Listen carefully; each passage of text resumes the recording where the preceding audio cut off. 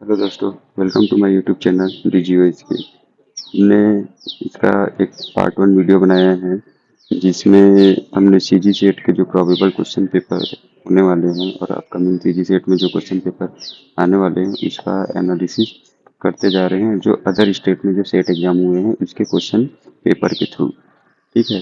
तो इसके साथ किसी ने कमेंट में मुझसे पूछा है कि सीजी सेट का फॉर्म जो अर्थ साइंस का है ये कहाँ पर है। तो मैं बता दूं आपको कि सीजी सेट का अभी कोई भी फॉर्म या नोटिफिकेशन अभी नहीं आया है, लेकिन जो उच्च शिक्षा विभाग है इसने व्यापम को एक नोटिस दिया है कि आप दिसंबर या नवंबर में CG set earth science subject और अदर जो 14 सब्जेक्ट है इसमें कंडक्ट कराइए। तो हमको इसके लिए प्रिपेयर रहना है और इस एग्ज़ाम की तैयारी अदर स्टेट में जो सेट एग्ज़ाम हुए हैं अर्थ साइंस में उसके क्वेश्चन पेपर को सॉल्व करते हुए करते जाना है। चलिए हम आगे बढ़ते हैं और जो नेक्स्ट क्वेश्चन है उसको देखते हैं। हमने क्वेश्चन नंबर 8 कंप्लीट कर लिया था। तो हमारा नेक्स्ट क्वेश्चन है, consider the following statements. Statement 1 बोल रहा है कि the radius of chromium +3 charge है इस पर, आयन इज क्लोज टू फेरी। जब आयरन में जब +3 चार्ज हो तो ये फेरिक हो जाता है ion, but chromium show a high degree of preferential concentration relative to ferric ion. मतलब जो क्रोमियम है और क्रोमियम +3 का जो रेडियस है और जो Fe+3 फेरिक का जो रेडियस है, इसका रेडियस जो है दोनों क्लोज होता है। फिर भी आपको जो कंसंट्रेशन ऑफ क्रोमियम है ये आपको ज़्यादा मिलता है as comparison to ferric ion. इसका स्टेटमेंट 1 ये है। स्टेटमेंट 2 क्या है कि जो क्रोमियम +3 चार्ज आयन है strong crystal field stabilization energy relative to that of ferric ion. तो जो क्रोमियम की जो क्रिस्टल फील्ड स्टेबलाइजेशन एनर्जी होती है वो फेरिक आयन से स्ट्रॉन्ग होती है। तो ये दोनों स्टेटमेंट आपके करेक्ट हैं या फिर दोनों स्टेटमेंट रॉन्ग हैं, कि स्टेटमेंट 1 करेक्ट है और स्टेटमेंट 2 रॉन्ग है, इसको हमको जानना है इस क्वेश्चन के थ्रू। ठीक है। तो सबसे पहले मैं आपको बता दूं कि जो क्रोमियम होता है और आयरन फेरिक आयरन होता है इसका आपको आयनिक रेडियाई का हल्का सा अंदाजा होना चाहिए। क्योंकि अगर आपको ये बोल रहा है कि दोनों की आयनिक रेडियाई जो है अगर ये क्लोज हैं तो आपको पता होना चाहिए कि एक्चुअल में ये क्लोज है कि नहीं, स्टेटमेंट 1 जो है वो ट्रू है कि नहीं है। अगर इसका आइडिया नहीं होगा तो आप ये क्वेश्चन स्टेटमेंट सेकंड स्टेटमेंट का कोई रोल नहीं है यहाँ पे। ठीक है। तो हमको ये पता होना चाहिए कि क्रोमियम का जो आयनिक रेडियाई है वो 0.615 एंगस्ट्रॉम होता है और फेरिक आयन का जो आयनिक रेडियाई है वो 645 एंगस्ट्रॉम होता है, जो कि नियर अबाउट है, मतलब क्लोज है एक दूसरे के। तो ये यहाँ से लेके आपको ये जो इस यहाँ तक की जो लाइन है सेंटेंस जो है ये कंप्लीट ट्रू है। ठीक है। और इसके बाद बोल रहे हैं कि इसके बाद भी जो क्रोमियम होता है वो ज़्यादा शो करता है। कहने का ये बोल रहा है कि अगर दोनों का रेडियाई अगर सेम है या नियर अबाउट है तो दोनों की कंसंट्रेशन हाई होनी चाहिए, पर क्रोमियम की ही हाई होती है। इसके पीछे इसने रीजन दिया है कि क्रोमियम के पास high crystal field stabilization energy है as comparison to ferric ion. ठीक है। तो ये हम कैसे पता करेंगे कि और किसकी स्टेबलाइजेशन एनर्जी हाई है और किसकी लो है। तो सबसे पहले आपको आयनिक पोटेंशियल पता होना चाहिए। देखिए आयनिक पोटेंशियल क्या होता है कि किसी भी एलिमेंट का जो आयोनाइजेशन होता है उसकी उसकी पोटेंशियल कितनी है उस एलिमेंट में। ठीक है। तो ये डिपेंड करती है कि कोई भी एलिमेंट की चार्ज उस पर कितना चार्ज है प्लस उसकी जो रेडियाई है, आयनिक रेडियाई है। अगर ये क्रोमियम है और इसकी आयनिक रेडियाई जो है वो कितना है। ठीक है। तो ये इन चीज़ों पर डिपेंड करती है। अब जितना ज़्यादा रेडियाई होगा उसकी आयनाइजेशन की प्रोसीजर जो है वो कम होगी, और जितना कम रेडियाई होगा उतना वो ज़्यादा आयनाइजेशन प्रोसीजर कर रहे हैं। ठीक है। तो larger the ionic potential larger the electronegativity, मतलब इसकी रेडियाई क्या हो रही है, बहुत कम है। अब जब बहुत कम है तो उसकी इलेक्ट्रोनेगेटिविटी मतलब इलेक्ट्रॉन देने की जो कैपेसिटी है वो ज़्यादा है इसमें। ये समझने के लिए आप एक डायग्राम, ये छोटा सा डायग्राम है, इसको देखिए कि देखिए होता क्या है कि जैसे कोई भी एलिमेंट है, मान के चलिए ये कोई एलिमेंट है, ठीक है, तो इसका जो इलेक्ट्रॉन होता है, इसके जो सेल में जो इलेक्ट्रॉन होते हैं, वो जितना ज़्यादा होंगे उस सेल में इलेक्ट्रॉन, उतना ज़्यादा ये क्या होगा, आपका जितना ज़्यादा इसमें इलेक्ट्रॉन होगा उतना ज़्यादा इसकी आयनिक रेडियाई होगी। ठीक है, अब जितना ये कम होते जाएगा इलेक्ट्रॉन, ये जितना देता जाएगा, ठीक है, तो जितना ज़्यादा ये इलेक्ट्रॉन देता जाएगा उतना इसकी रेडियाई जो है वो कम होती जाएगी। क्या होती जाएगी? कम होती जाएगी। क्यों? क्योंकि इसका ये जो सेल है, ये तो इलेक्ट्रॉन चला गया तो सेल कम हो जाएगा ना। तो हमको जितने भी प्लस चार्ज वाले मिलते हैं इसकी आयनिक रेडियाई क्या होती है? कम होती है। ठीक है, ये चीज़ को आपको ध्यान में रखना है। तो इसने क्या बोला? लार्जर द आयनिक पोटेंशियल, मतलब क्या हो रहा है कि इसकी आयनिक पोटेंशियल तब ज़्यादा होगी जब रेडियस क्या होगी, आर जो है वो क्या होगी? कम होगी। कम होगी मतलब वो ज़्यादा इलेक्ट्रॉन दे रहा होगा, ठीक है ना। लार्जर द इलेक्ट्रोनेगेटिविटी, अब अगर ये ज़्यादा इलेक्ट्रॉन देगा तो इलेक्ट्रोनेगेटिविटी जो अदर इलेक्ट्रॉन है उसकी बढ़ जाएगी। ठीक है, और इसी को ये बताना चाह रहा है इस फॉर्मूला के थ्रू। तो हमको ये चीज़ ध्यान में रखना है कि अगर कोई एलिमेंट में अगर स्मॉलर रेडियस है, ठीक है, स्मॉलर रेडियस है, तो वो किसी भी दूसरे एलिमेंट के साथ स्ट्रांगली बॉन्ड बनाकर कनेक्ट होगा। ठीक है, और अगर उसकी रेडियाई बड़ी है, उसकी रेडियाई अगर बड़ी है तो वो क्या करेगा? उसके साथ रिपल्सन करेगा, क्योंकि उसके पास एक्स्ट्रा इलेक्ट्रॉन है जो उसको एग्जिस्टेंस में ला सकता है, तो वो उसके साथ रिपल्सन कर जाएगा। लेकिन जिसकी रेडियाई स्मॉलर होती है वो क्या कर जाता है? वो जल्दी से बॉन्ड बना लेता है। जैसे मैं आपको बताऊं कि ओल्विन में Mg और Fe, आयरन और मैग्नीशियम, ये दोनों ही आपके +2 देते हैं। ठीक है, बट सबसे पहले जब मैग्मा इवोल्यूशन होता है तो Mg रिच या Mg रिच मिनरल सबसे पहले फॉर्म होता है। क्यों? हमको तो दोनों ही +2 दे रहे हैं तो Fe रिच होना चाहिए, होना चाहिए, पर ऐसा नहीं होता है। क्यों? क्योंकि Mg की जो आयनिक रेडियाई है वो कम होती है किसके कंपैरिजन में? Fe से। इसलिए जब आयनिक रेडियाई इसकी कम है मतलब ये ज़्यादा इलेक्ट्रॉन देने की क्षमता रखता है, तो इसकी रेडियाई जो है वो कम हो जाती है और ये जल्दी कनेक्ट हो जाता है, इसलिए जल्दी से मिनरल बना के ये सेग्रीगेट हो जाता है और उसके बाद फिर आयरन जैसे मिनरल या आयरन से रिच जो मिनरल है वो बनना स्टार्ट होते हैं। ठीक है, तो यहाँ तक कि आपको थोड़ा सा एक बेसिक आइडिया हो जाएगा कि आयनिक रेडियाई का क्या रिलेशन है किसी के क्रिस्टल स्टेबिलिटी में। मतलब अगर कोई जिसका रेडियाई जो है वो जितना कम होगा उतना ज़्यादा वो क्या कर रहा है? क्रिस्टल की स्टेबलाइजेशन ज़्यादा कर रहा है, और जितनी ज़्यादा उसकी रेडियाई होगी आयनिक, जितना ज़्यादा उसमें इलेक्ट्रॉन होगा उतना ज़्यादा उसके रिपल्सन होंगे, उसमें उतना ज़्यादा उसमें एनर्जी की ज़रूरत पड़ेगी और वो क्रिस्टल में स्टेबलाइजेशन नहीं आएगा। ठीक, अब इसके बाद हम अगर देखें क्रोमियम का जो इलेक्ट्रॉनिक कॉन्फ़िगरेशन है तो वो होता है आर्गन 3d5, और जो आयरन का इलेक्ट्रॉनिक कॉन्फ़िगरेशन है वो होता है आर्गन 3d5, और इसका होता है आर्गन 3d3। ठीक है, क्या होता है इसका? एक होता है आपका आर्गन 3d3 और दूसरा होता है आर्गन 3d5। ये हो गया आपका आयरन का और ये हो गया आपका क्रोमियम का। तो देखिए इसमें इलेक्ट्रॉन क्या है?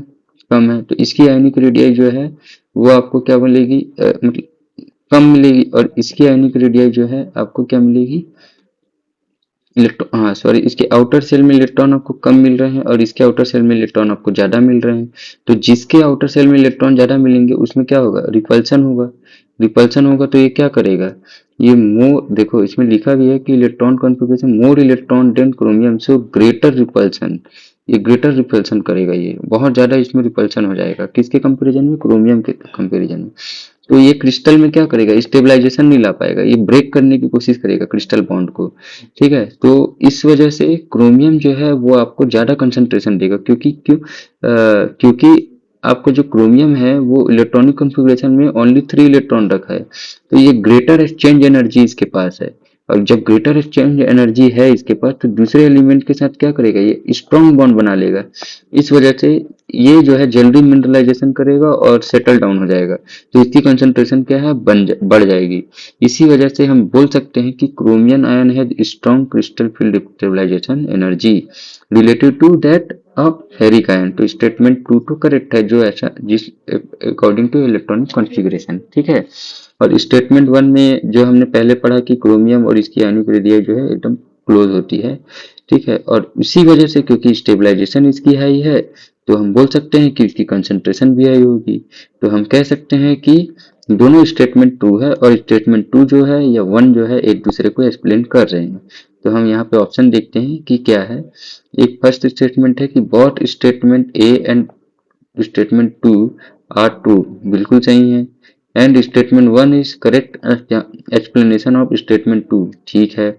दूसरा स्टेटमेंट कहता है 1 and 2 are true and statement 1 is not correct, no no, दोनों स्टेटमेंट 1 और 2 एक दूसरे को करेक्ट कर रहे हैं। ठीक है, तो ये ट्रू बट ये फॉल्स गलत हो जाएगा। इसमें क्या बोल रहा है, फॉल्स बट ट्रू, ये गलत हो जाएगा। तो हमारा option A is correct answer. ठीक है, तो देखिए इस क्वेश्चन में हमको बहुत कुछ जानना होगा तो ये क्वेश्चन हमसे बन पाएगा, लेकिन अगर हम थोड़ा बेसिक भी अगर जानते हैं, जैसे कि इन दोनों के आयनिक रेडियाई नियर अबाउट है कि नहीं, दूसरा क्रिस्टल स्टेबलाइजेशन एनर्जी क्या होता है, जितना आपका आयनिक रेडियाई कम होगा, जो मैंने आपको एमजी और एफई का एक एग्जांपल दिया, उतना स्ट्रॉन्ग बॉन्ड बनता है। जैसे कि आपका ऑल्विन ग्रुप ऑफ जो मिनरल बनता है, उसमें सबसे पहले जो मिनरल बनता है वो एमजी रिच ऑल्विन बनता है। ठीक है, और जो आपका ये लास्ट में आपका एफ ई रिच ऑल्बिन बनता है। तो आपको ये पता होना चाहिए कि एम जी क्यों पहले बनता है और एफ ई क्यों बाद में बन रहा है। ठीक है, तो इसी वजह से बनता है क्योंकि इसकी आयनिक रेडियाई जो होती है +2 तो ये भी दे रहा है, +2 ये भी दे रहा है, बट इसकी आयनिक रेडियाई जो होती है एफ ई के कंपेरिजन में कम होती है, और कम होने की वजह से क्या होती है, ग्रेटर फील्ड एनर्जी होती है। ठीक है, तो इस बेस पे हम इसको एनालिसिस कर सकते हैं। ठीक है, अब अगर आप बोलोगे कि यहाँ पे तो दोनों सिमिलर है, फिर इसके बाद भी क्यों इसकी ग्रेटर हुई, तो इसके पीछे रीजन यही है कि इसके आउटर सेल में इलेक्ट्रॉन कम है, तो ये ग्रेटर एक्सचेंज एनर्जी रखता है, और इसके आउटर फील्ड में इलेक्ट्रॉन 5 है, तो ये क्या करेगा, रिपल्सन करेगा, तो इसकी वजह से क्रिस्टल में स्टेबलाइजेशन नहीं आएगा। ठीक है, तो हम अब नेक्स्ट क्वेश्चन की तरफ बढ़ते हैं। हमारा नेक्स्ट क्वेश्चन है, which of the following process is responsible for the incorporation of sulphide in the komatiite magma. Question का सिंपल सा मीनिंग है कि जो इनकॉर्पोरेशन ऑफ सल्फाइड होता है वो कोमाटियाइट मैग्मा में कैसे के लिए रिस्पॉन्सिबल कौन है। ठीक है, तो सबसे पहले तो आपको पता होना चाहिए कि कोमाटियाइट मैग्मा क्या है। दूसरा आपको पता चलना चाहिए कि सल्फाइड का इनकॉर्पोरेशन कैसे होता है और किस कंडीशन में होता है। ठीक है, तो सबसे पहले मैं आपको क्लियर कर देता हूँ कि कोमाटियाइट क्या है। तो देखिए कोमाटियाइट जो होता है वो एमजियो रिच अल्ट्रामेफिक रॉक होता है। ठीक है, और इसके साथ ये कौन सा रॉक होगा, तो ये होगा आपका वोल्केनिक रॉक होगा। ठीक है, ठीक है, दूसरा चीज होता है आपका मिनरल्स क्या मिलेंगे, तो इसमें ऑल्विन, पैराजिन, सीपीएक्स, ओपीएक्स, एम्फीबोल, इस टाइप के जो अल्ट्रामेफिक मिनरल होते हैं वो इसमें आपको मिलेंगे। ठीक है, और दूसरा इसमें इसका जो एज होता है ये प्री कैम्ब्रियन के समय में होता है। अब इसके पीछे रीजन क्या है, आज हमको कोमाटियाइट क्यों नहीं मिल रहे हैं, अगर कोमाटियाइट जब बन ही रहा है तो आज हमको क्यों नहीं मिल रहा है, ये भी एक क्वेश्चन मार्क है। दूसरा, ये partial melting of upper mantle से बनता है। ठीक है, तो अब ये partial melting of upper mantle होता क्या है, देखिए इसको ध्यान से समझिए कि मान के चलिए कि ये हमारा अर्थ का क्रस्ट है, और ये आपका ये यहाँ से लेके आपका ये कुछ पार्ट जो है ये पूरा आपका लिथोस्फीयर है। तो जो ये अपर मेंटल है जिसका मेल्टिंग होता है जब हाई टेम्परेचर हो जाए, तो इसका पहले तो एक 1 to 5% मेल्टिंग होता है, और एक होता है 30% मेल्टिंग या 30 to 50% मेल्टिंग। ठीक है, तो जब 1 to 10 या 1 to 5% जब मेल्टिंग होती है, पार्शियल मेल्टिंग होती है, तो इसमें जो लो आपके जो लो टेम्परेचर मेल्टिंग जो वाले मिनरल जो होते हैं, जो आपके लगभग 1000 सेंटीग्रेड के अराउंड में मेल्ट हो जाते हैं, वैसे मिनरल आपके क्या होंगे, मेल्ट में चले जाएंगे।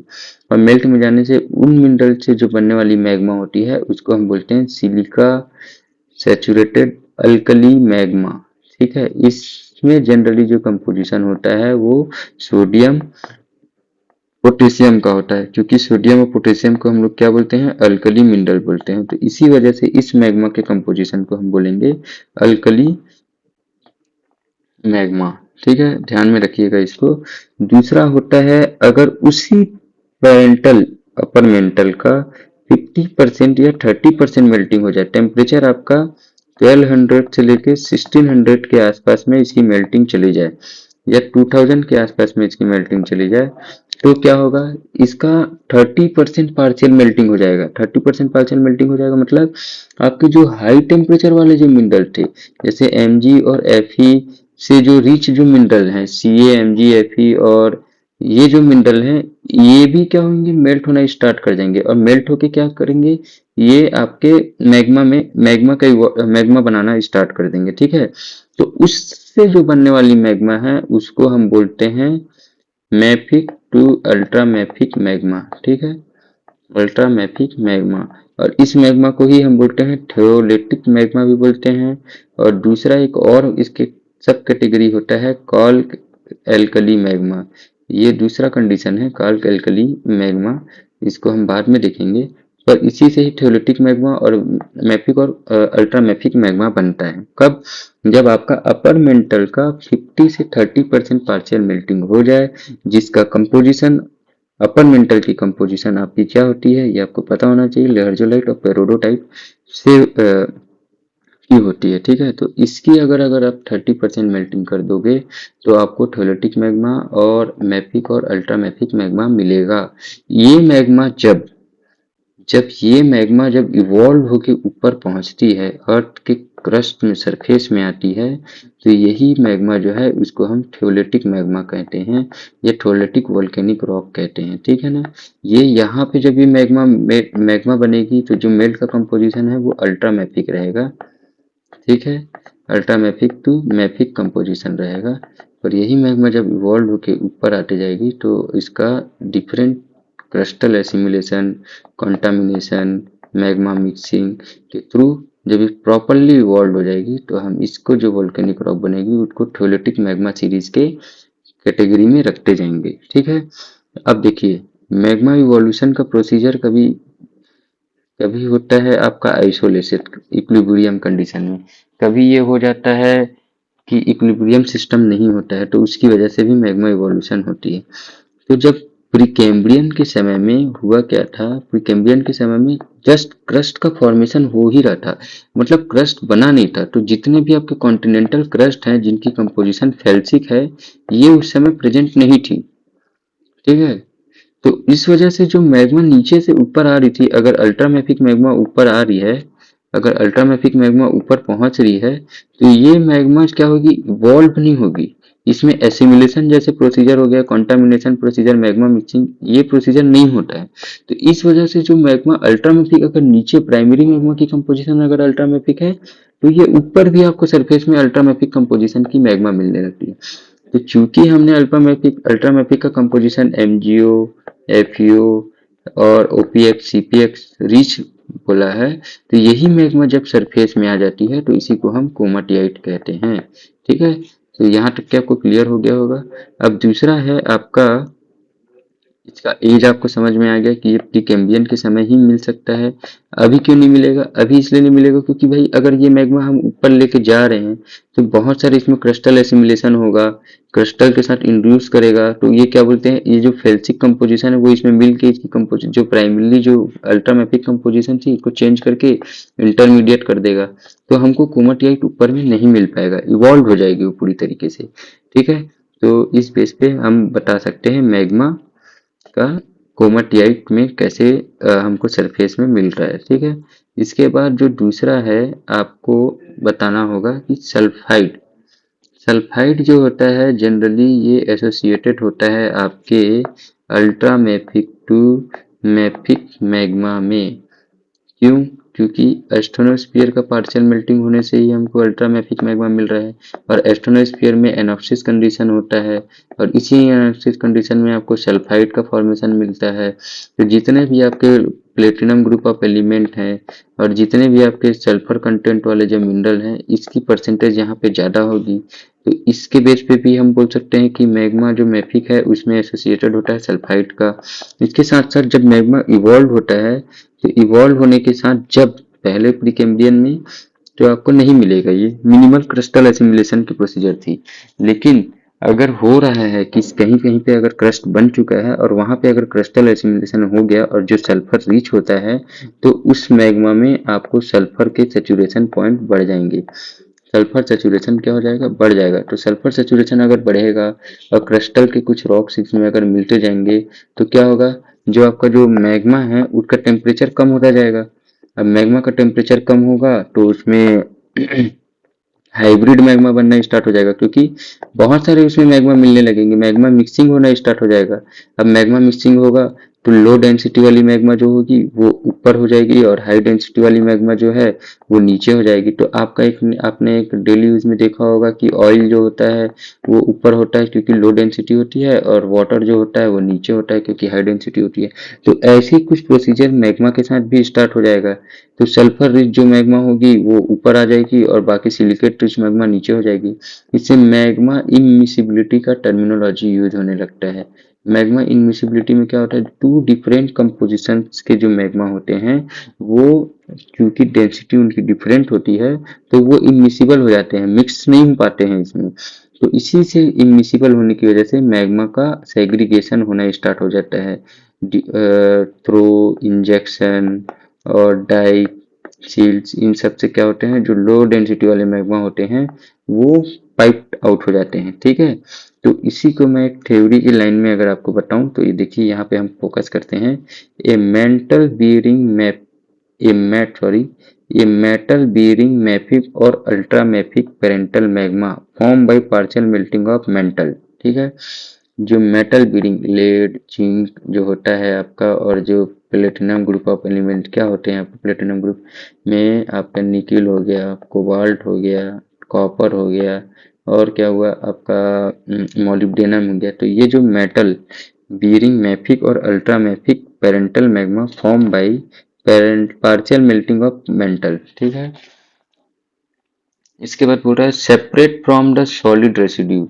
जो सॉलिड रेसिड्यू है जो मैंने बताया आपका, जिसका मेल्ट होता है, तो जो मेल्ट में चला जाएगा और जो बचा रेसिड्यू होगा उसको हम सॉलिड रेसिड्यू बोलते हैं, और यही मैग्मा इवॉल्व होके ऊपर क्रस्ट में आना स्टार्ट करेगा। ठीक है, तो यहाँ पे बोल रहा है एस्केन थ्रो द एस्थनोस्फियर एंड लिथोस्फियर। देखिए लिथोस्फियर में आता जा रहा है, एंड इंट्रूज इनटू द क्रस्ट और इरप्ट ऑन द सरफेस। मतलब ये क्रस्ट में क्या होगा? अंदर घुसा जाएगा, और इसी के साथ दूसरा लाइन जो पढ़ी है, the magma interact with its wall rock. अब ये जो क्रस्ट की वॉल रॉक है इसके साथ क्या करेगा? इनका इंटरेक्शन बढ़ता जाएगा, क्योंकि क्रस्ट अगर है तब, अगर क्रस्ट नहीं है तो ये प्रोसीजर नहीं होगा। जहाँ थोड़ा बहुत भी क्रस्ट बन चुका था तो वहाँ ये प्रोसीजर स्टार्ट हो चुका था। ये क्रस्ट के वॉल रॉक के साथ इसका ऐसे स्टार्ट होते जा रहा था कनेक्शन। ठीक है, इंट्रैक्शन। तो लूजिंग इट, आप देखिए किसी भी वाटर का टेम्परेचर अगर 50 डिग्री है और उस वाटर में मैं सॉइल मिलाता जाऊँ तो उसका टेम्परेचर कम हो जाएगा, 30 डिग्री में आ जाएगा। या हम कभी कभी बोलते हैं कि अगर कोई गर्म मिल्क है और उसमें अगर हम पानी मिला दें तो उस मिल्क का टेम्परेचर डिक्रीज हो जाएगा ना। इसी तरीके से जब मैग्मा इंटरेक्ट करती है वॉल रॉक से तो अपने हीट को लूज करेगी और फॉर्मिंग ए हाइब्रिड और कॉन्टामिनेटेड मैग्मा। अब जो मैग्मा मैफिक और अल्ट्रा मैफिक मैग्मा जो नीचे से आ रही थी एस्ट्रोनोस्फीयर से, इसमें क्रिस्टल पार्ट के भी एसिमिलेशन स्टार्ट हो गए। तो ये मैग्मा अब क्या हो गई? मिक्सिंग वाली मैग्मा हो गई, हाइब्रिड मैग्मा हो गई। ठीक है, तो इस हाइब्रिड मैग्मा की वजह से जो आपका मैग्मा का जो कंपोजिशन है वो चेंज हो जाएगा। Commonly incorporating crystal sulphur. अब जो क्रस्ट में जो सल्फर होगी उसका इसमें इनकॉर्पोरेशन, मतलब इसमें सल्फर का कंटेंट हाई हो जाएगा, सेचुरेशन जो है सल्फर का वो इनकॉर्पोरेट करना स्टार्ट कर देगा। ठीक है, इसी प्रोसेस से मैग्मा की इमिसिबिलिटी होती है और इसी इमिसिबिलिटी की वजह से मैग्मा सेग्रीगेशन या सल्फाइड मिनरल का डिपोजिशन स्टार्ट होता है। ठीक है, तो हमको ओवरऑल व्यू एक समझ में आ गया कि सल्फाइड मिनरल जो है वो कोमाटियाइट के साथ कैसे वर्क करता है। पहले आपका कोई अल्ट्रामेफिक पार्शियल मेल्टिंग हुआ, जिसके पार्शियल मेल्टिंग से आपको मैफिक और अल्ट्रामेफिक मैग्मा मिला। ये अल्ट्रामेफिक मैग्मा जब आपके क्रिस्टल रॉक के साथ एसिमिलेट हुए, मिले जो सल्फर रिच हैं, तो ये क्या कर रहा है, मैग्मा में हाइब्रिड मैग्मा बनना स्टार्ट हुआ, जिसमें सल्फर का इमिसिबिलिटी स्टार्ट हुआ, सल्फर सेचुरेशन बढ़ गया और यही सल्फर जो है वो सेग्रीगेट होके सल्फाइड मिनरल का डिपॉजिट कर जाएगी। पहला प्रोसीजर। दूसरा, जब एस्ट्रोनोस्फीयर में आप हैं और वहाँ पे पार्शियल मेल्टिंग हो रही है, तो उस समय भी आपको सल्फाइड से ग्रुप के जो मिनरल है वहाँ पे हैं, पर वहाँ उनका सेचुरेशन कम है। ठीक है, सल्फर का सेचुरेशन कम है और वो मैग्मा हाइब्रिड नहीं होती, उसकी टेम्परेचर कम नहीं होती, बहुत हाई टेम्परेचर होती। तो मैग्मा जो है वो हाई प्रेशर में क्या होती है, हाई प्रेशर में अगर हम ऑयल और वाटर को अगर हाई प्रेशर कर दें तो ये दोनों बहुत स्ट्रांगली मिक्स हो जाएंगे। ठीक है, स्ट्रांगली, लेकिन जैसे जैसे हम प्रेशर रिलीज करते जाएंगे तो इसमें एक्स सॉल्यूशन जैसा प्रोसीजर स्टार्ट हो जाएगा। ठीक है, तो दोनों अपने आप को एक दूसरे से अलग करते जाएंगे। तो यही प्रोसीजर यहाँ पे भी होता है। सल्फाइड डिपॉजिट जो बनता है वो एस्ट्रोनोस्फीयर से जो मैफिक और अल्ट्रामैफिक मैग्मा आ रही है, उसमें सल्फर कंटेंट तो रहते हैं, पर जैसे जैसे वो क्रिस्टल के साथ एसिमुलेट होता जाता है तो क्रिस्टल रिच जो सल्फर होते हैं और इसके साथ टेम्परेचर लो होना और प्रेशर लो होना, इन सब की वजह से क्या होता है, जो सल्फर होता है वो इमिसिबल हो जाता है सिलिकेट रिच मैग्मा से, और वो जो सल्फर रिच मैग्मा है वो सेपरेट आउट हो जाता है थ्रो क्रस्ट के जो फ्रैक्चर होते हैं और आपके जो डाइस के थ्रू, सील्स के थ्रू, सेडिमेंट्री जो क्रैक्स होते हैं, इसमें ये चले जाते हैं और इसी वजह से सल्फाइड डिपोजिशन हमको मिलता है। ठीक है, तो इतना कॉन्सेप्ट क्लियर होने के बाद हम इस स्टेटमेंट को पढ़ते हैं कि ये क्या बोल रहा है। Which of the following process is responsible in corporation of sulphide in the komatiite magma. ठीक है, तो ये आपको तो थ्योरी मैंने अभी बता दिया। अब इसका देखिए, इसको अप्लाई कैसे करेंगे। Very low amount of partial melting, बिल्कुल नहीं। अगर लो अमाउंट ऑफ पार्शियल मेल्टिंग होगा तो सल्फाइड जो है, सल्फाइड जो मैग्मा में है वो नहीं आएगा, पहली बात। दूसरी बात ये कि अल्कली मैग्मा बनेगा। अल्कली मैग्मा में केवल के और Na का कंटेंट हाई होता है, सल्फर नहीं होता है। ठीक है, दूसरा, assimilation of crystal rock match कर रहा है ये। ठीक है, तो इसको हम अभी होल्ड करते हैं। थर्ड को स्टेटमेंट देखते हैं, एक्सट्रीम फ्रैक्शनेशन ऑफ मैग्मा। अगर फ्रैक्शनेशन ऑफ मैग्मा होगा तो इवोल्यूशन स्टार्ट हो गया, और अगर इवोल्यूशन हो गया तो जितने भी मैफिक और अल्ट्रा मैफिक मिनरल हैं वो फ्रैक्शनेटेड होकर बाहर चले जाएंगे। तो इस वजह से इनकॉर्पोरेशन ऑफ सल्फर नहीं हो पाएगा। ठीक है, तो हम इसको हमको ये स्किप करना पड़ेगा। इसके और भी दो तीन फैक्टर हैं। फ्रैक्शनेशन होने से क्या है, सेग्रीगेशन स्टार्ट हो जाता है, तो जो अल्ट्रा मैफिक रॉक हैं वो बेस में आ जाएंगे। तो जो आपका सिलिकेट रिच है वो ऊपर इवॉल्व होते हुए ऊपर सरफेस में जाएगा। तो एक तरीके से हम बोल सकते हैं कि एक्सट्रीम फ्रैक्शनेशन भी एक रीजन हो सकता है, बट इसमें पूछा है कोमाटियाइट मैग्मा। तो कोमाटियाइट के समय में तो आपका फ्रैक्शनेशन अगर करोगे तो मैग्मा तो कोमाटियाइट नहीं बनेगा, जितने भी अल्ट्रामेफिक है वो तो बेस में चले गए, तो मैग्मा जो है आपका थियोलेटिक से कॉल कैल्कली कंपोजिशन में चला जाएगा। तो हम ये स्टेटमेंट को आपको स्किप करना पड़ेगा। ठीक है, higher amount of partial melting. Higher amount of partial melting से आपका कोमाटियाइट बन रहा है। ठीक है, सल्फर का इसका डायरेक्ट इसमें रोल नहीं है। सल्फर का रोल इसमें अब जो बेस्ट सुटेबल ऑप्शन है वो यही है कि आपका एसिमिलेशन ऑफ क्रिस्टल मटेरियल। इसी की वजह से क्या होगा, आपके जो सल्फर कंटेंट है वो आपके क्या होंगे, मैग्मा में आएंगे। ठीक है, पहला। दूसरा क्या होगा, इसमें जो आपका हाइब्रिड मैग्मा बनेगा तो इमिसिबिलिटी आती जाएगी इसमें। ठीक है, थर्ड क्या होगा, टेम्परेचर लो होगा, प्रेशर कम हो जाएगा, तो इन मैग्मा का कंटामिनेशन होगा। तो जो कोमाटियाइट मैग्मा है इसमें कम्प्लीटली जो सल्फर है वो आपको अलग से इमिसिबल होके सेग्रीगेट हो जाएगा।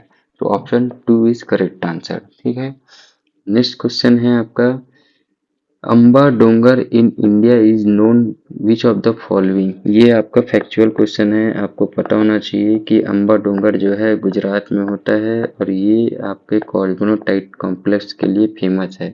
उसका सीधा आंसर हो जाएगा ए, कार्बोनेटाइट कॉम्प्लेक्स।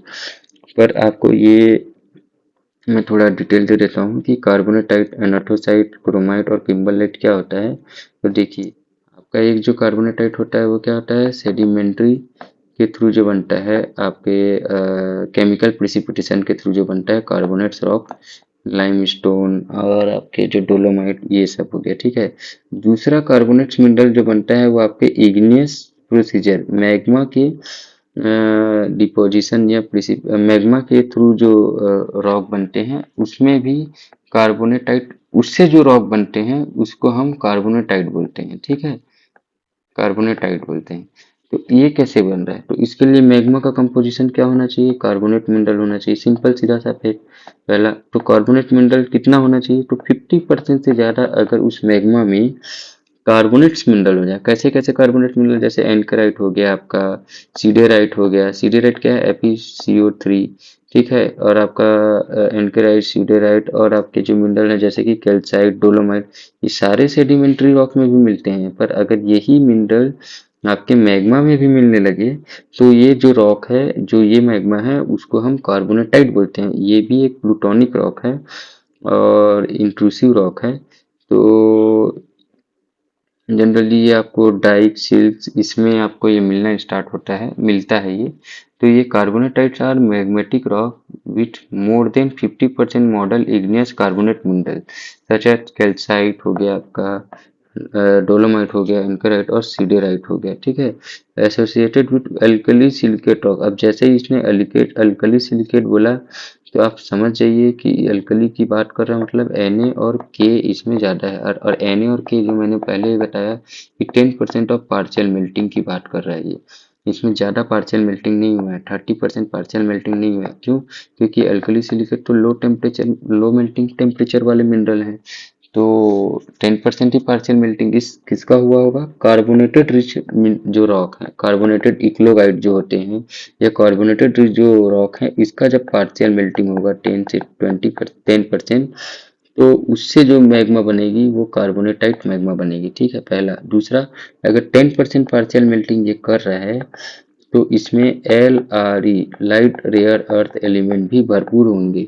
इसीलिए ऐसा कौन सा मैग्मा है जिसमें सबसे ज़्यादा आपको LRE मिलते हैं, तो वो है आपके कार्बोनेटाइट, ठीक है। तो ये भी आपको ध्यान में रखना होगा। दूसरा, कार्बोनेटाइट में क्या होता है कि लिक्विड इमिसिबिलिटी हो जाती है। जब ये मैग्मा इवॉल्व होती है, कार्बोनेटाइट रिच मैग्मा, तो कार्बोनेट जो होते हैं वो सिलिकेट से इमिसिबल होके अलग हो जाते हैं और ये क्या बोलते हैं, आपका अलग से डिपॉजिट कर लेते हैं, जबकि सिलिकेट मिनरल जो इवॉल्व होके अलग फॉर्म बना लेती है, ठीक है। तो इसमें लिक्विड इमिसिबिलिटी मिलेगी। जैसे लिक्विड इमिसिबिलिटी किसमें किसमें मिल रही है आपको, पहला तो आपको सिलिकेट और सल्फाइड में मैंने बताया था। दूसरा आपको कार्बोनेटाइट, पहला आपका क्या बताया कि सिलिकेट प्लस सल्फाइड, ठीक है। दूसरा आपका होता है सिलिकेट प्लस कार्बोनेटाइट, ठीक है। तीसरा आपका होता है सिलिकेट प्लस आयरन, FeO।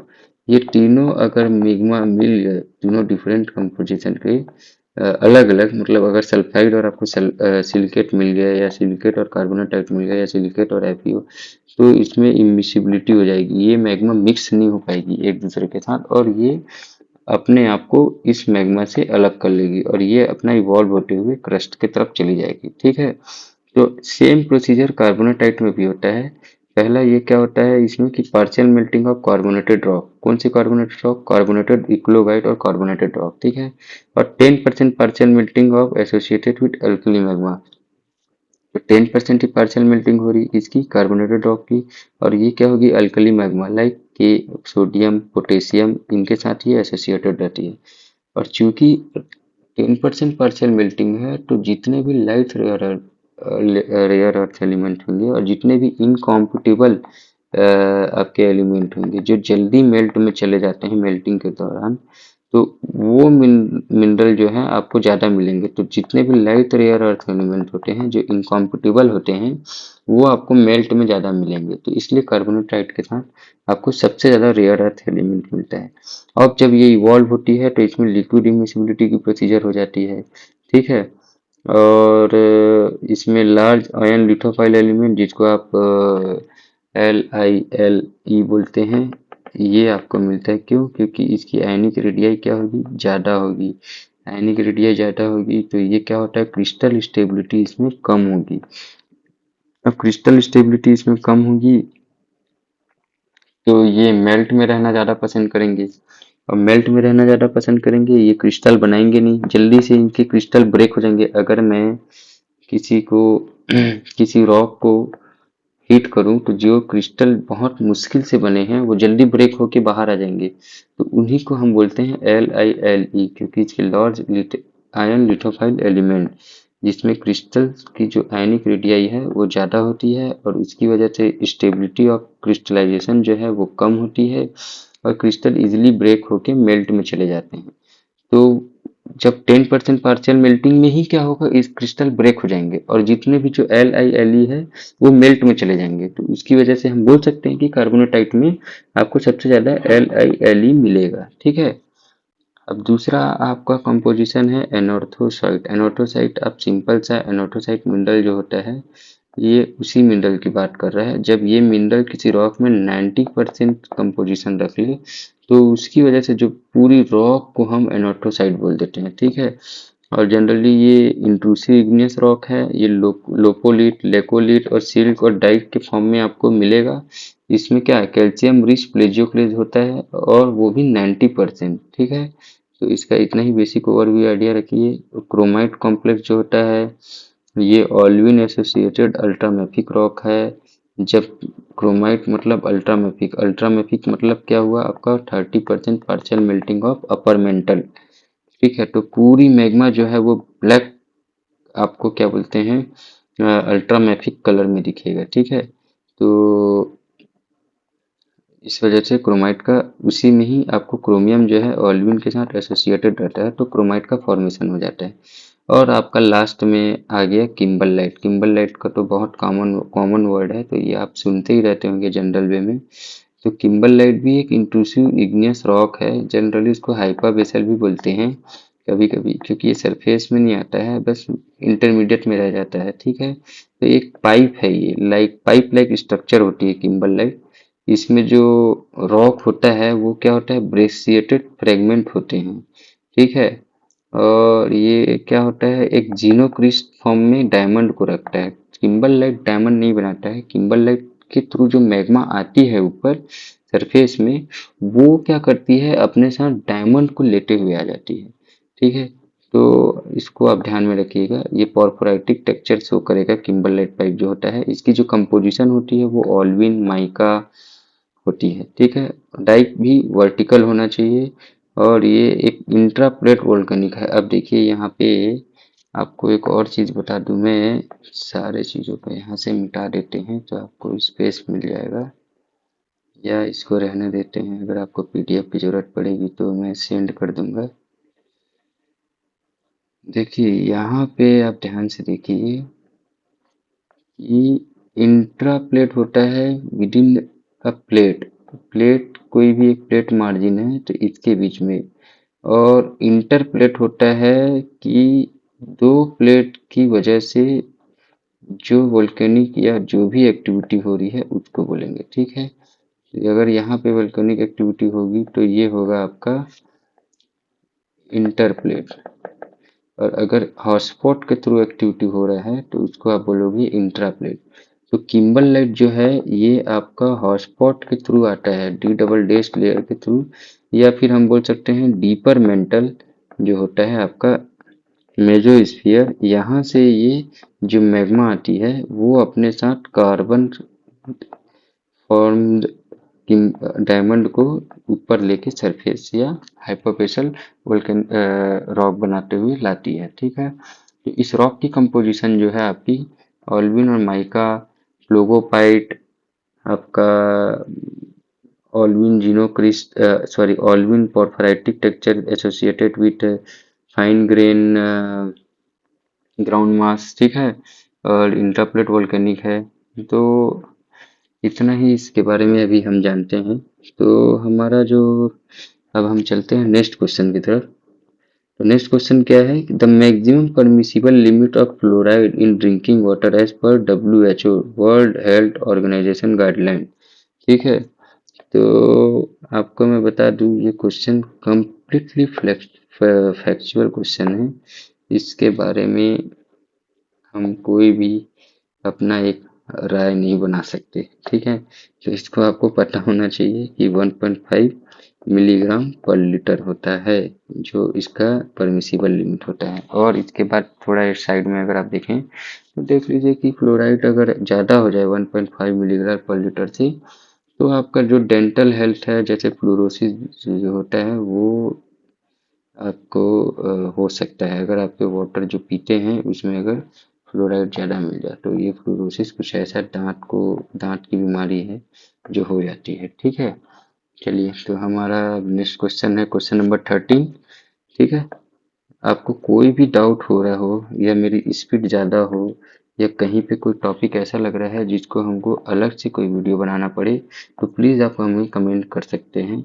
और आप कमेंट के साथ वीडियो को लाइक भी करें और थोड़ा सा मुझे कमेंट करके बताएं कि ये वीडियो मुझे आगे बनाना चाहिए या फिर इसमें कोई सुधार करना हो, तो मैं उसमें ज़रूर इम्प्रूवमेंट करूँगा, ठीक है। चलिए, तो हम कंटिन्यू करते हैं कि कंप्लीट द रिएक्शन। देखिए यहाँ पे गैड्राइट, क्वाड, हाइपरस्टीन और H2O। अब देखिए इस क्वेश्चन को अगर आपको फॉर्मूला पता है तो आप इसको बिना कोई रिएक्शन मेटामॉर्फिक के पढ़े भी आप जनरल केमिस्ट्री के थ्रू इसको सॉल्व कर सकते हैं, ठीक है। और अगर फॉर्मूला नहीं पता है तो आप पूरी मेटामॉर्फिक रिएक्शन जानते हुए भी ये आपका सॉल्व नहीं हो पाएगा, ठीक है। तो सबसे पहले देखो, ये जो गैडराइट होता है इसका मिनरल कंपोजिशन होता है वो मैग्नीशियम मैग्नीशियम और ये आपका एल्युमिनियम सिलिका, ठीक है। तो आप यहाँ पे देखिए, ये जो एल्युमिना और सिलिका जो है वो दोनों आपके टेट्राहेड्रल बॉन्ड में ऑक्सीजन के साथ जुड़े हुए हैं, ठीक है। टेट्राहेड्रल बॉन्ड में ऑक्सीजन के साथ जुड़े हुए हैं। और जो ये आपका मैग्नीशियम सिलिका है, ये ऑक्टाहेड्रल बॉन्ड में ऑक्सीजन और ऑक्सीजन के साथ है ये, ठीक है। और ये एल्युमिनियम और सिलिका जो है वो टेट्राहेड्रल बॉन्ड में ऑक्सीजन के साथ जुड़ा हुआ है। और ये Mg जो है में भी ये भी ऑक्टाहेड्रल बॉन्ड के साथ ही ये ऑक्सीजन के साथ अटैच्ड है। अब देखिए यहाँ पे जो एल्यूमिना है ये ऑक्टाहेड्रल शो कर रहा है, लेकिन यहाँ पे जो एल्यूमिना है वो टेट्राहेड्रल शो कर रहा है। तो ये एल्यूमिना को हम सिलिका के टोटल नंबर में काउंट करते हैं। मतलब कितने सिलिका हैं, 6 प्लस एल्यूमिना के 2, तो ये हो गया आपका 8। और ऑक्सीजन कितने हो गए, 22। तो ये रेशियो किसका है, 4 और 11। ये रेशियो है आपका एम्फीबोल ग्रुप ऑफ मिनरल का, ठीक है। इसको ऐसे टेकल किया जाता है। ये रेशियो है आपका एम्फीबोल ग्रुप ऑफ मिनरल का। अब एम्फीबोल ग्रुप ऑफ मिनरल में जनरली क्या होता है, Mg, Fe और आपका एल्यूमिना, ठीक है। और इसके बाद ये दूसरा है आपका क्वाड SiO2। अब देखिए यहाँ पे इसने हाइपरस्टीन बना लिया और एम्फीबोल ग्रुप ऑफ मिनरल में H2O भी है, ठीक है। तो हमको H2O तो अदर साइड में लाना होगा, जो ये ले आया, ठीक है। दूसरा हाइपरस्टीन इसने बना लिया, तो MgFe का कुछ परसेंट इसने यूज कर लिया। अब देखिए कॉर्डेराइट में क्या हो रहा है, Mg और Fe दिया हुआ है और ये आपका 4 और 18 के साथ H2O है, इसमें रेशियो देखिए तो, ठीक है। तो एक तरीके से अगर हम देखें तो काइनाइट एल्युमिनियम सिलिकेट है। और मुझे यहाँ के जो Mg मैग्नीशियम और आयरन मैग्नीशियम जो है हमको यूज़ करना है, पूरा कंज्यूम हुआ नहीं है अभी ये। तो वो प्लेजियोक्लेज में तो मैग्नीशियम होता नहीं है तो हम यूज़ नहीं कर सकते, काइनाइट में मैग्नीशियम होता नहीं है तो हम यूज़ नहीं कर सकते। तो सीधा फैक्ट आंसर इसका कॉर्डेराइट हो जाएगा। तो option A is correct answer, ठीक है। तो ये केमिकल फार्मूला पता होने से हम इसको बैलेंस करके भी बना सकते हैं। आपको जरूरी नहीं है मेटामॉर्फिक रिएक्शन पता हो, ठीक है। तो क्वेश्चन नंबर 14 क्या बोल रहा है कि choose the correct sequence of deformation and metamorphism. तो इसमें कौन सा ऑप्शन करेक्ट हो सकता है, ये आप मुझे ऑप्शन में बताइएगा। ओके, तो हम ये बहुत इजी क्वेश्चन है, ये आप लोगों से भी बन जाएगा। ठीक है, तो नेक्स्ट क्वेश्चन की तरफ बढ़ते हैं हम। क्वेश्चन नंबर 15 है कि orthopyroxene occurs in high temperature anhydrous granulite known है। देखिए, ऑटोपायरोक्सिन अगर आपको एनहाइड्रस ग्रेनुटाइट में मिल रहा है तो आप इसको चार्नोकाइट बोलते हैं। चार्नोकाइट का फॉर्मेशन कैसे होता है, देखिए, जब सबसे पहले जब कोमाटाइट का फॉर्मेशन हुआ था अर्थ क्रस्ट में, तो जो अर्थ क्रस्ट की जो कंपोजिशन है वो लगभग अल्ट्रामेफिक टू मैफिक कंपोजिशन में थी, कोमाटाइट के ही फॉर्म में थी। लेकिन बाद में जब फिर से प्लूटोनिक एक्टिविटी होना स्टार्ट हुआ, मैग्मा आना स्टार्ट की, तो इसकी पार्शियल मेल्टिंग स्टार्ट हो गई, किसकी, कोमाटाइट की। तो जो कोमाटाइट की पार्शियल मेल्टिंग स्टार्ट हुई तो ये नीचे से जो बिनेथ कोमाटाइट है, ये इसको मेल्ट करना स्टार्ट कर दिया। तो इसमें क्या हो रहा था कि ये तो आपका ग्रेनोटाइड होता था जो आ रहा है प्लूटोन से, जो इवॉल्व मैग्मा आ रहा था। अब जब ये एसिमिलेट करेगा कंट्री रॉक को तो इसको अपने साथ फ्रैक्शनल पार्शियल मेल्टिंग भी कर रहा है। तो पार्शियल मेल्टिंग के साथ क्या करता है, ये जितने भी आपके CO2 रिच मैग्मा थे, ये जितने भी आपके हाइड्रस मिनरल थे, इसको एनहाइड्रस में चेंज कर देता था। ठीक है, तो इस वजह से जो नए मिनरल का फॉर्मेशन हो रहा था उसी को हम चार्नोकिटाइजेशन प्रोसीजर बोलते हैं। ठीक है, तो ये देखिए, चार्नोकिटाइजेशन प्रोसीजर जो होता है या चार्नोकाइट का फॉर्मेशन टू टाइप में होता है। Form by large magmatic action, ये डायरेक्ट मैग्मा के एक्शन से अगर चार्नोकाइट बनता है तो हम उसको एक मेथड मानेंगे, बैथोलिट के फॉर्म में मिलेगा आपको चार्नोकाइट। दूसरा होता है by local dehydration reaction with felsic magma और इग्नियस एंड सेडिमेंट्री रॉक। जितने भी आपके इग्नियस और सेडिमेंट्री रॉक हैं उसमें अगर CO2 रिच फ्लूइड एक्ट कर दे, एक्शन ले ले, तो उसका जो रिएक्शन है वो क्या होगा, वो एनहाइड्रस हो जाएगा रॉक जो है। और उसी एनहाइड्रस में जो मिनरल बनते हैं OPX और CPX। अगर पहले आपके हाइड्रस मिनरल माइका, एम्फीबोल, ये सब हैं, ठीक है। तो इसके जब ये एनहाइड्रस हो जाएगा तो इसके वाटर क्या होंगे, बाहर निकल जाएंगे। तो बाहर निकलेंगे तो जो मिनरल बनेगा वो क्या बनेगा, बाउइन का अपोजिट रिएक्शन कर लेगा। जब मैग्मा इवॉल्व होकर आती है तो सबसे पहले ऑल्विन बनता है, फिर पैरोजिन बनता है, फिर एम्फीबोल बनता है, फिर आपका माइका में आते हैं। तो अब जब मैग्मा में फिर से तुम उसको टेम्परेचर को बढ़ाओगे तो माइका और एम्फीबोल जो है वो रिवर्स पैरोजिन की तरफ जाएगा, तो एनहाइड्रस की तरफ जा रहा है। तो यही जब CPX या OPX में जब कन्वर्ट हो जाता है मिनरल, जब OPX में रिवर्स कन्वर्ट होता है तो उसी से हमको चार्नोकिटाइजेशन प्रोसीजर या चार्नोकाइट मिनरल मिलता है। ठीक है, तो जब हाई टेम्परेचर और प्रेशर कंडीशन में जब किसी भी सेडिमेंट्री और इग्नियस रॉक का फेल्सिक इंट्रूजन से CO2 रिच फ्लूइड के रिएक्शन की वजह से डिहाइड्रेशन हो जाता है, तो उस वजह से ग्रेनुलाइट फेसिस बनती है और उसी ग्रेनुलाइट फेसिस में आपको चार्नोकाइट मिलता है। ठीक है, तो चार्नोकाइट का एक और अगर आपको देखें तो देखिए, मैं आपको बता रहा हूँ, जैसे कि ये देखो, गार्नेट हो गया, बायोटाइट हो गया, ये H2O है, HBl ये भी H2O है। ठीक है, ये आपके मैग्नेटाइट, एपेटाइट और ये क्ले मिनरल जितने भी हैं, ये माइका से रिलेटेड जितने भी मिनरल हैं, और ये आपके क्ले मिनरल जो H2O रिच हैं, ठीक है, हाइड्रस हैं। अब ये क्या हो रहा है, infiltration of anhydrous fluid CO2 rich.